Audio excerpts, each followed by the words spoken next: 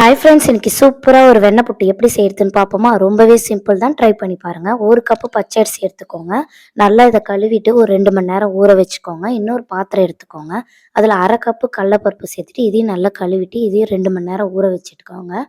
ஊற வச்சதுக்கப்புறமா mixie jar எடுத்துக்கோங்க. ஊற வச்ச பச்சரிசியை இது கூட சேர்த்துட்டு நான் 1 கிளாஸ் அளவுக்கு தண்ணி சேர்த்துருக்கேன். உங்களுக்கு எவ்வளோ தேவையோ தண்ணி சேர்த்துட்டு நல்லா மையாக அரைச்சிக்கோங்க. அரைச்சதுக்கப்புறமா இன்னொரு பாத்திரத்தில் 4.5 கிளாஸ் தண்ணி சேர்த்துக்கிறேன். தண்ணி சேர்த்ததுக்கப்புறமா இப்போ கடலப்பருப்பு ஊற வச்சதையும் சேர்த்துக்கோங்க. சேர்த்துட்டு அரை வேக்காடு வேகட்டும். வெந்ததுக்கப்புறமா இப்போ பச்சரிசி அரைச்சதை இது கூட சேர்த்துக்கோங்க. கொஞ்சம் கொஞ்சமாக சேர்த்துக்கோங்க. சேர்த்துட்டு இதை நல்லா கலந்துக்கோங்க. கலந்ததுக்கப்புறமா இப்போ வெல்லம் சேர்த்துக்கோங்க. வெல்லம் உங்களுக்கு எவ்வளோ தேவையோ அவ்வளோ சேர்த்துட்டு நல்லா கலந்துக்கோங்க. கலந்ததுக்கப்புறமா அரை டீஸ்பூன் அளவுக்கு உப்பு சேர்த்துக்கோங்க.